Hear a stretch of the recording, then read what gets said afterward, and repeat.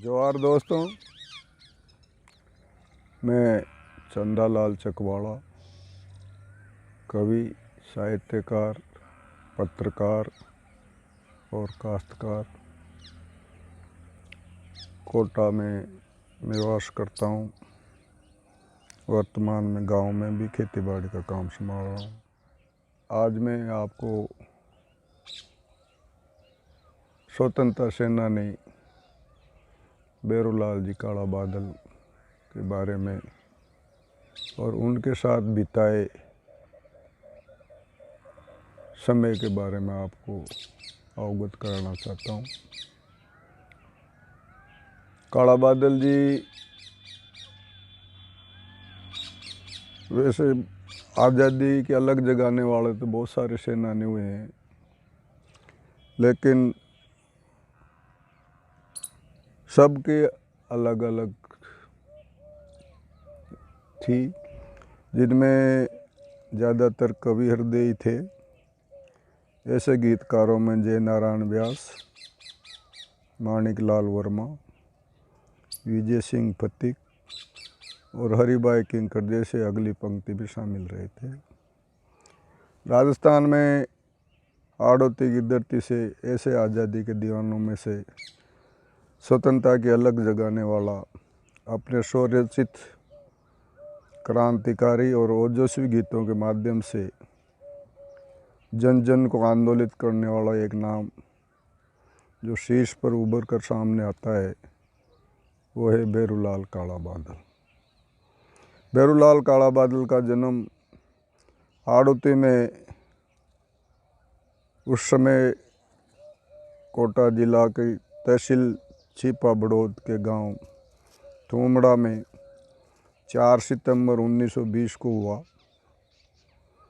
बालक के जन्मते ही पिता के बाड़े में से बंदी गायें भैंसें चोरी हो जाने से पिता ने बालक को मनुष्यगढ़ी में पैदा हुआ समझकर जंगल में छोड़ने का निश्चय कर लिया था, किंतु बालक की माँ धन्नी बाई के करुण क्रंदन और आग्रह पर एक परिजन ने पिता कालूलाल को ऐसा करने से रोक दिया। लेकिन आपदाओं ने उनका पीछा नहीं छोड़ा। अल्प आयु में ही 2 भाई और 1 बहन चल बसी और 4-5 साल बाद की उम्र में सांप के काटने से उनकी मां का देहांत हो गया था। 6 वर्ष की उम्र में पिता का साया उठने से बेरूलाल निराश्रित हो गए थे। बेरूलाल जैसे तैसे 5वीं कक्षा तक कानपुर में और 8वीं तक बारा में मिलने जुलने और सगे संबंधियों की मदद से पढ़े। 1936 में मास्टर बद्री प्रसाद जी के सानिध्य में कानपुर दौरे पर आए स्वतंत्रता सेनानी तनसुख लाल जी मित्तल ने आज़ादी की राह दिखाई। आज़ादी की लड़ाई के दौरान पंडित अबिन हरी, सेठ मोतीलाल जी जैसे साथी मिले। सन 1939 में बेरूलाल जी प्रजामंडल से जुड़े। इन दिनों लोकगीतों को गा गा कर आज़ादी के अलग जगा रहे थे। इसी दौरान बिजोली आंदोलन के प्रणेता विजय सिंह जी फतिक का साथ मिला और इन्हीं के सानिध्य में पुलिस से बचते बचाते एक क्रांतिकारी गीतों का संकलन आगरा से छपवा कर लाए। ये वही समय था जिसमें बादल जी को उनके आदर्श अमर शहीद पंडित नैनूराम जी शर्मा का आशीर्वाद प्राप्त था। ये नैनूराम जी शर्मा इनके गुरु थे। 14 अक्टूबर 1941 की रात में 11 बजे रामगंज मंडी के नज़दीक समाजद्रोहियों ने हमला कर दिया और पंडित नैनूराम शर्मा शहीद हो गए। इस घटना ने काला बादल जी को गहरा आघात लगा। उनकी सारी उमंग समाप्त हो गई, लेकिन उनके हृदय में पंडित जी का आदर्श और उनकी शहादत का रंग बादल जी पर देश सेवा से भाव बनकर चढ़ा। स्वतंत्रता आंदोलन को और गति दी। अंग्रेजी शासन तथा सामंत शोषण के खिलाफ खेतून, सांगोद, सालपुरा, बारा आदि में आज़ादी के अलग जगाने के साथ साथ समाज में व्याप्त बुराइयों, कुरीतियों, अंधविश्वास और अज्ञानता को दूर करने के लिए नवयुवकों को संगठित कर गांव-गांव में गीत गा गा कर जन चेतना पैदा करने लगे। दमन का विरोध करने पर सरकार ने राष्ट्रद्रोह का मुकदमा चलाकर 12 जेल भेज दिया, जहां बादल जी ने 29 दिन की सज़ा काटी।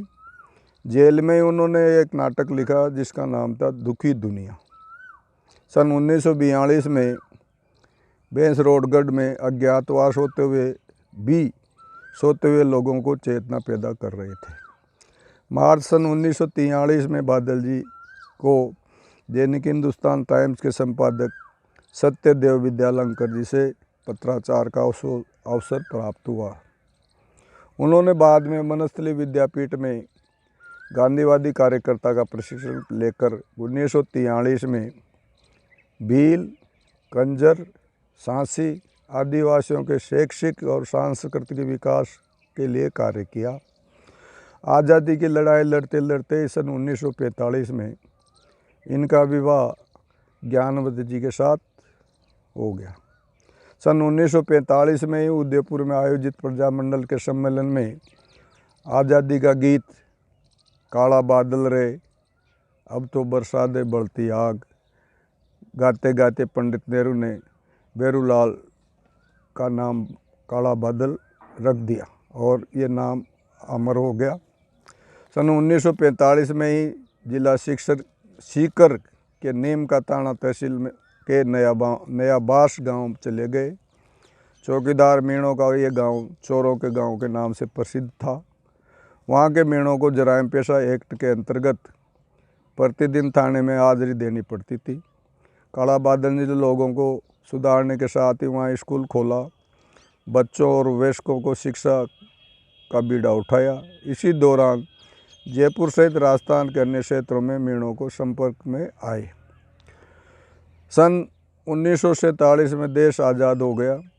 काला बादल जी ने अपने क्रांतिकारी गीतों का रुख आज़ादी से मोड़कर समाज में व्याप्त अंधविश्वास, अज्ञानता, कुरीतियों व बुराइयों को दूर कर शिक्षा के लिए जन जागरण में लगा दिया। 1948 में आज़ादी की लहर नाम से मीणा सुधार समिति जयपुर ने प्रकाशित कराया गीतों का 7 सुधार समाज छपे गए। निर्बल से लड़ाई बलवान की, ये कहानी है दिए और तूफान की। सन 1952 में स्वतंत्र भारत का प्रथम आम चुनाव काला बादल जी ने लड़ा, जिनकी टक्कर में साधन संपन्न झालावाड़ नरेश के प्राइवेट सेक्रेटरी श्री जुझार सिंह जी थे। उनको कानपुर से 2 वोटों से विजय मिली और विधायक बने। उसके बाद सन 57 और सन 62 में वो दोबारा फिर विधायक चुने गए। सन 1962 में आड़ोती आदिवासी मीणा सामाजिक सुधार संघ का गठन किया, जिसके वे प्रथम अध्यक्ष रहे। राजनीति में आने के साथ साथ जनसेवा का कार्य भी करते रहे। इसी दौरान कोटा में मीणा छात्रावास बनाने का बीड़ा उठाया। उसी समय इस छात्रावास के लिए सरकार से जमीन आवंटित करवाकर रजिस्ट्री करवाई और सन 1965-66 में हाड़ौती आदिवासी मीणा सामाजिक सुधार संघ का रजिस्ट्रेशन करवाया। सन 1972 में कांग्रेस के टिकट से फिर विधायक बने। 1977 में कानपुर से जनता पार्टी के टिकट पर जीतकर प्रथम भैरव सिंह मंत्रिमंडल में आयुर्वेद राज्य मंत्री बने। इसी काल के दौरान समाज कल्याण विभाग से मीणा छात्रावास को 30 छात्रों की सहायता दिलवाई और ये उससे अनुबंधित छात्रावास कराया। विधायक से मंत्री जो ही बने तो वो एक रोचक किस्सा इन्होंने वो सुनाया करते थे हमें कि मंत्री बनते इनको जयपुर में विधायक कॉलोनी में आवास मिला। काला बादल जी बहुत सरल स्वभाव के आदमी थे, तो सुबह उठते ही यहाँ कोटा में भी जहाँ रहते थे वहाँ से घर पे चाय कभी नहीं पीते थे। बाहर जाके एक बॉडी थी उस पे चाय पीते थे। वही वहाँ जयपुर में उन्होंने जो ही मंत्री बने, रात को बंगले पे सोए, सुबह उठ के और बंगले से बाहर निकल गए। उस टाइम जो वॉचमैन था वो आँख लग गई होगी तो उनसे उससे बच के ये वापस बाहर निकल गए और चाय पी के वापस बंगले पे आए तो गार्ड ने इनको कहा कि आप अंदर नहीं जा सकते, मंत्री जी अभी सो रहे हैं। काला बादल जी ने सीधे स्वभाव से कहा, ठीक है भाई, मैं यहीं इंतज़ार कर लेता हूँ मंत्री जी का। मंत्री बनने के बाद झालावाड़ अपने विधानसभा क्षेत्र खानपुर के लोगों को जब पता चला कि काला बादल जी को भैरव सिंह जी के मंत्रिमंडल में मंत्री बना दिया, तो वो लोग 5-7 जीबें लेकर काला बादल जी का स्वागत करने के लिए बंगले पे पहुँचे और काला बादल जी गेट पे बैठे हुए थे। तो जो ही उन्होंने सारे जो क्षेत्र के जनता के लोग गए थे, उन्होंने माला पहनाए, नारेबाजी की, सब मिठाइयाँ बांटी, नाच कूद किया। तो जो गार्ड था वो समझ गया यार मेरे से तो बहुत बड़ी गलती हो गई आज तो उन्होंने जाकर काला बादल से माफ़ी मांगी। काला बादल जी ने कहा इसमें तेरी कोई गलती नहीं है, तेने अपनी ड्यूटी है ना जो ईमानदारी से निभाई है। और काला बादल जी ने उसको 51 रुपये का इनाम और दिया। दूसरे दिन वही उनकी दिनचर्या वही थी, फिर चाय पीने चले गए। उस टाइम भी गार्ड सो रहा था तो उन्होंने गार्ड की राइफल उठा के और छुपा दी और चाय पीने निकल गए। वापस आए तो गार्ड मतलब दौड़ा दौड़ा फिर रहा, रुआसा सा होकर। तो काला बादल जी जो ही बंगले पे गेट पे आए तो उन्होंने पूछा, क्या हुआ रे भाई? साहब के मेरी आँख लग गई थी तो मेरी राइफल को कोई उठा के मतलब ले गया। काला बादल जी ने उसको डांटा, बोला ऐसे ही मतलब लापरवाही करेगा तो आज तो राइफल ही गई, कल मेरे ऊपर भी हमला करवा सकता है। तो सुनने लगा, उसने माफ़ी मांगी और आगे नहीं करने का वो दिया। काला बादल जी ने जहाँ पे उसकी राइफल छुपाई थी वहाँ से निकाल के उसको वापस दिया। ऐसे काला बादल जी बहुत सरल स्वभावी सिंपल आदमी थे।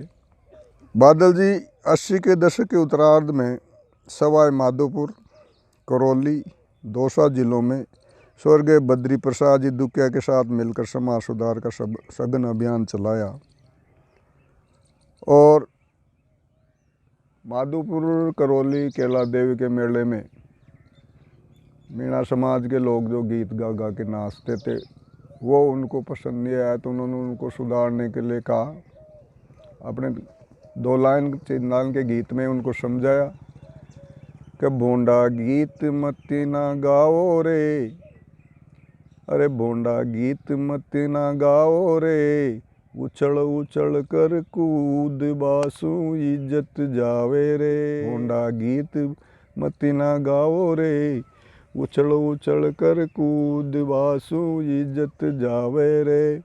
अरे ताका पुरखा राज करया रे इधर आके माई, ताका पुरखा राज करया रे इधर आके माई, उछल उछल कर कूद बासु वहाँ की इज्जत जाए, भोंडा गीत मत ना गाओ रे। ऐसा करके वो लोगों को समाज सुधार में उन्होंने काम किया। अशिक्षित, उपेक्षित पिछड़ों को की पीड़ा को अंतःकरण से आत्मसात करने वाले आज़ादी की क्रांति के साथ साथ सामाजिक जनचेतना का सूत्रधार बेरूलाल काला बादल गाँवों की पुकार थे।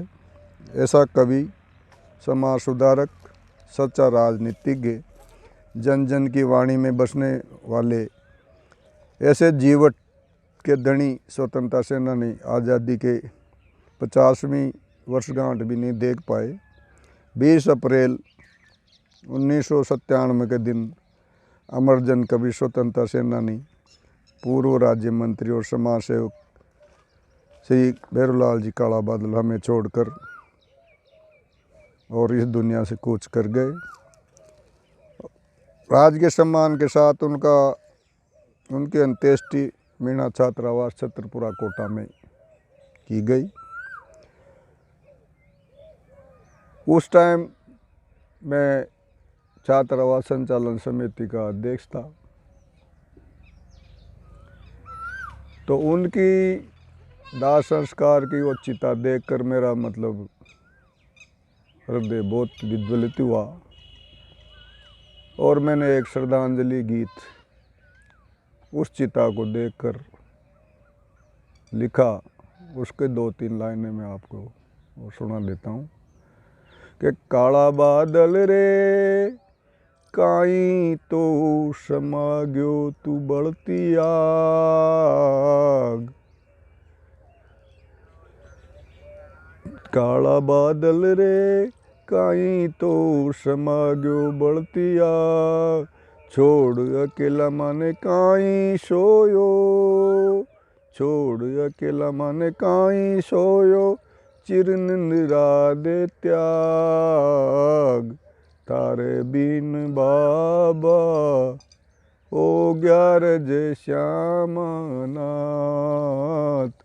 तारे बिन बाबा ओ ग्यारज श्यामा नाथ।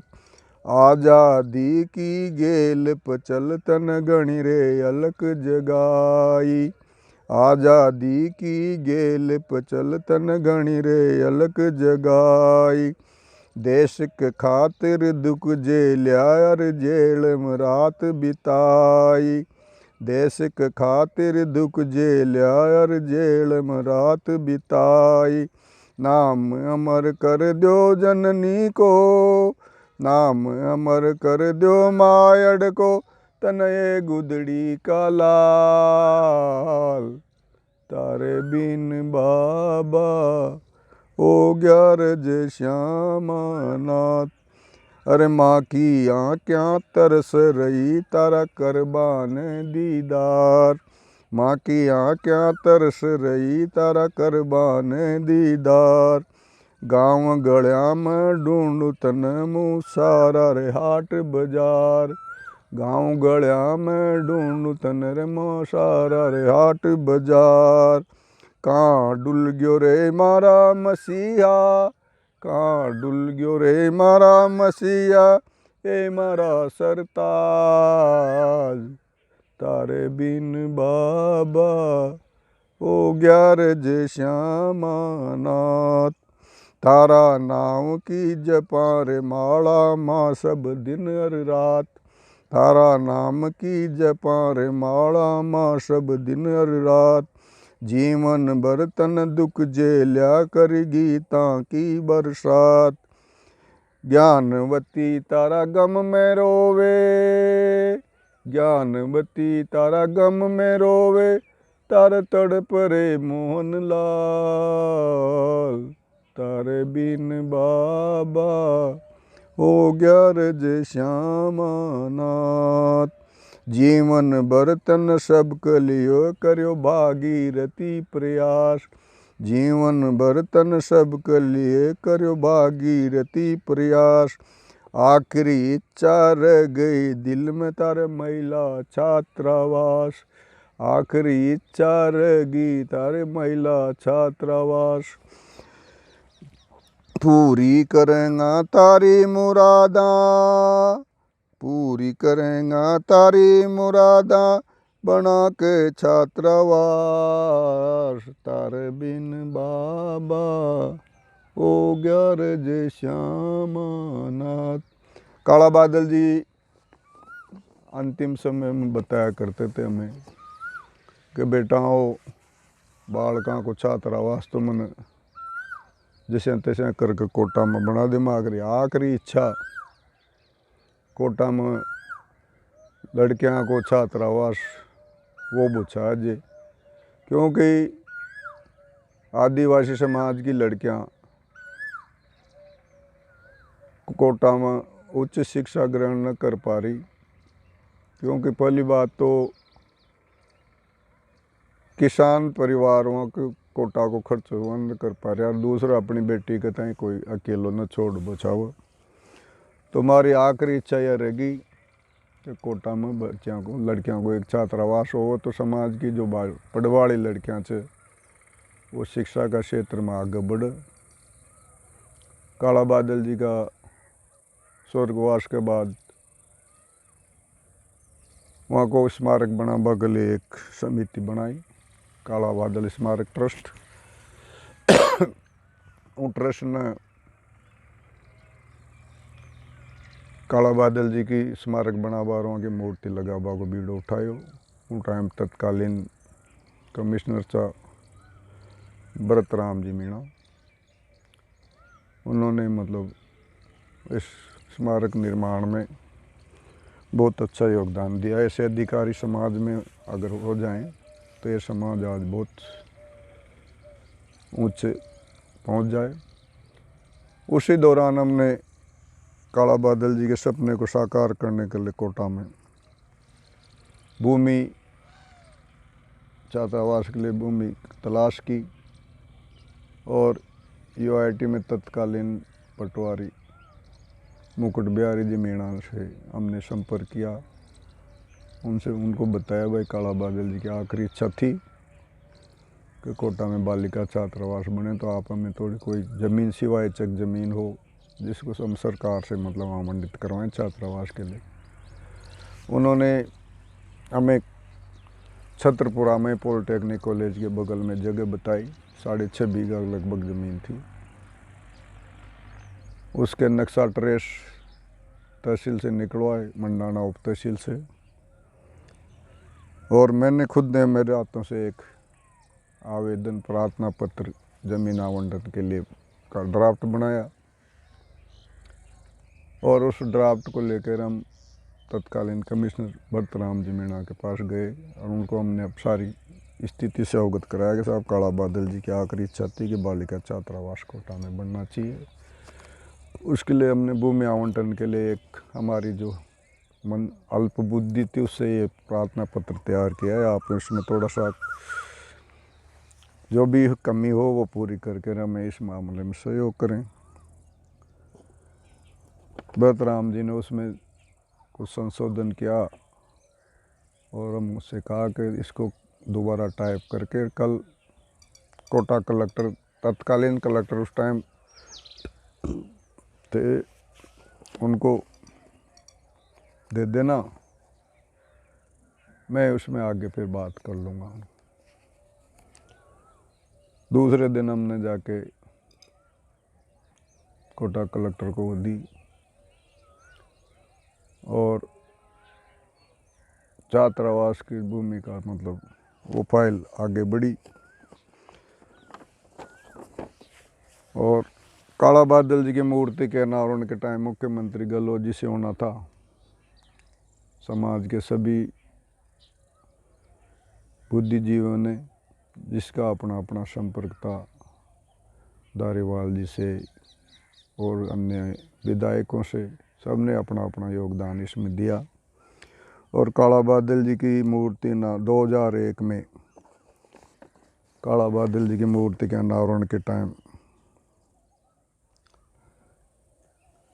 मुख्यमंत्री अशोक गहलोत साहब ने बालिका छात्रावास के लिए हमें लगभग 4.5 बीघा ज़मीन निःशुल्क आवंटित की।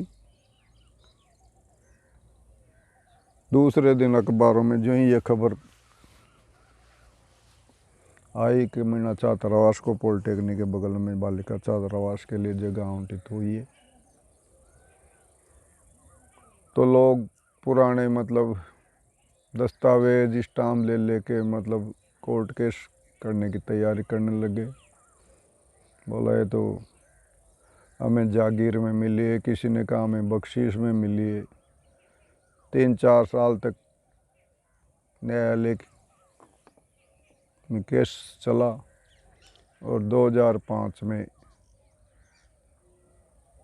तत्कालीन डीआईजी लक्ष्मण जी मीणा के कर कमलों से छात्रावास का भूमि पूजन हुआ और 1 साल के रिकॉर्ड समय में 2 मंजिला छात्रावास 108 कमरों का 2 मंजिला छात्रावास बनकर तैयार हो गया। दूसरे साल उसमें 17 से समाज की बालिकाएं और अन्य समाज की बालिकाएं उसमें रहकर कोचिंग और पढ़ाई का काम करने लगी। तो ये काला बादल जी का सपना समाज ने पूरा किया। काला बादल जी हमें बीच बीच में सुनाया करते थे आरक्षण के बारे में कि समाज को, आदिवासियों को, यानी कि आड़ोती के मतलब आदिवासियों को आरक्षण दिलाने के लिए हमने मतलब केंद्र सरकार को सभी समाज के नेताओं के साथ, विधायकों और सांसदों के साथ मिलकर ज्ञापन दिया,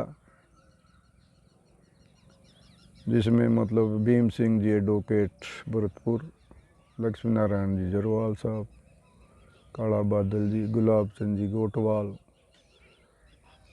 हीरालाल जी शास्त्री, माणिक लाल जी वर्मा, ये जो भी थे पुराने मुख्यमंत्री पालीवाल जी रहे थे उस टाइम, सब उन सब ने भी सहयोग किया। और केंद्र सरकार ने काका लेकर कमेटी नियुक्ति की।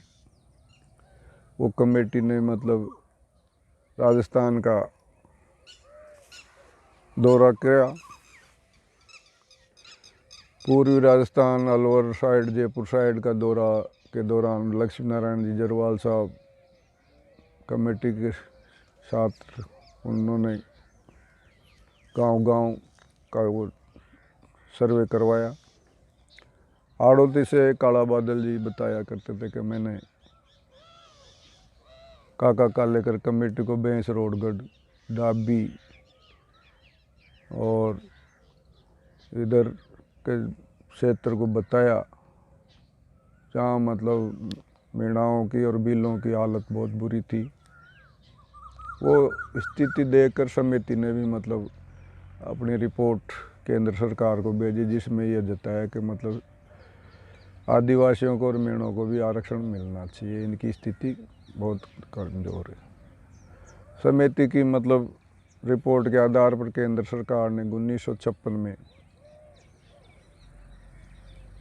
एक अध्यादेश आड़ोती और राजस्थान के बचे हुए मेढ़ाओं को आरक्षण का जारी किया और 1956 में वो लागू हुआ। उसके पहले मेढ़ाओं का आड़ोती संभाग और राजस्थान में डूंगरपुर, बांसवाड़ा को छोड़कर किसी भी मेढ़ाओं को आरक्षण नहीं था। आरक्षण मिलने के बाद समाज ने शिक्षा के क्षेत्र में समाज आगे बढ़ा है, ये हम मानते हैं। और आज वर्तमान इस हालत में है कि मतलब समाज के कई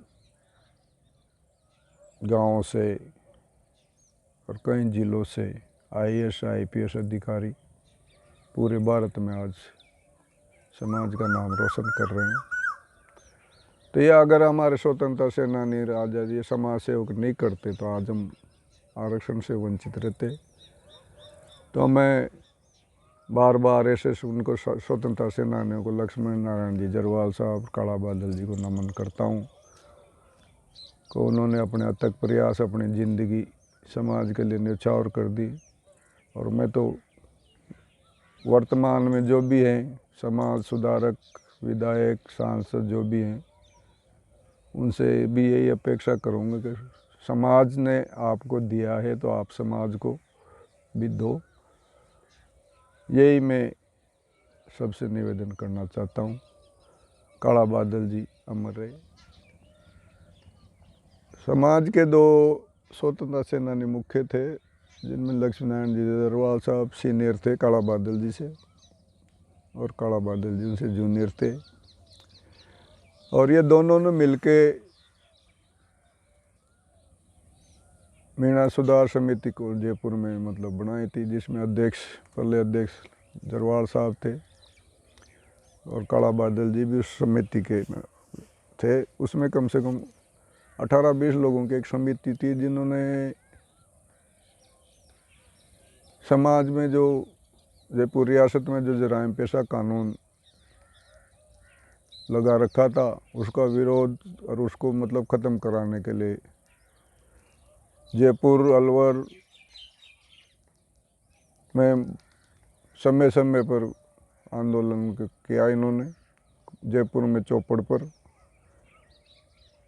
और अलवर में इसका तगड़ा विरोध किया, जिसमें काला बादल जी, लक्ष्मण नारायण जी जरवाल साहब दोनों ने मिलके बहुत ही ये किया और आखिरकार सरकार को जराइम पेशा कानून ख़त्म करने का और ये थानों में हाजिरी देने का काम बंद हुआ। लक्ष्मण नारायण जी जरवाल साहब और काला बादल जी की घनिष्ठता ऐसे नज़र आती है कि जब काला बादल जी का विवाह हुआ तो लक्ष्मण नारायण जी जरवाल साहब लड़की के धर्म पिता बने थे और कई जहाँ तक काला बादल जी जीवित रहे, लक्ष्मण नारायण जरवाल साहब अभी 2-3 साल पहले, तो इन दोनों का मतलब बहुत ही अच्छा संबंध था, दोनों एक दूसरे के पूरक थे और इन्होंने समाज को जो दिया ना वो आगे कोई मतलब नहीं दे पाएगा। ऐसे में ये दोनों हमेशा याद किए जाएंगे समाज द्वारा अपने अपने क्षेत्र में। इनका क्षेत्र पूरा राजस्थान था, सीमा इनकी कोई नीति के आड़ होती या जयपुर या जो, दोनों ने पूरे राजस्थान में काम किया है। आज उनके देहावसान के बाद भी इन दोनों के नाम से शिक्षा के क्षेत्र में बहुत वर्तमान जो समितियां हैं, कमेटियां हैं, वो काम कर रही है। कोटा में अखिल भारतीय मीणा सामाजिक और शैक्षणिक समिति काम कर रही है, उसने काला बादल जी के नाम पे एक शिक्षा योजना चला रखी है। इस शिक्षा योजना में जो टैलेंटेड बच्चे बच्चियां हैं और जिनकी आर्थिक स्थिति मजबूत नहीं है, वो जो पढ़ाई छोड़ देते हैं, उनको समिति द्वारा काला बादल शिक्षा योजना के तहत छात्रवृत्ति के रूप में पढ़ाई का खर्चा सब दिया जा रहा है और इससे अभी तक 3-4 साल में बहुत सारे बच्चे लाभान्वित होकर आगे मतलब दिल्ली तक IAS की कोचिंग भी कर रहे हैं। वैसे ही इसी तर्ज पर जरवाल साहब के लक्ष्मण नारायण जी जरवाल साहब के नाम से जयपुर में भी शिक्षा योजना, आर्थिक सहायता शिक्षा योजना चला रखी है, जिससे जयपुर क्षेत्र के टैलेंटेड बच्चे उसका आधार पर आगे बढ़ रहे हैं और समाज आगे इन दोनों स्वतंत्रता सेनानियों को नमन करता रहेगा और इनको मतलब अपना आदर्श मानता रहेगा। हर साल इनकी जयंती, जन्मदिन, पुण्यतिथि एकजुट होकर समाज मना रहा है और आगे भी मनाता रहेगा। एक बार फिर मैं इनको नमन करता हूँ, दोनों ही महान हस्तियों को। जय हिंद।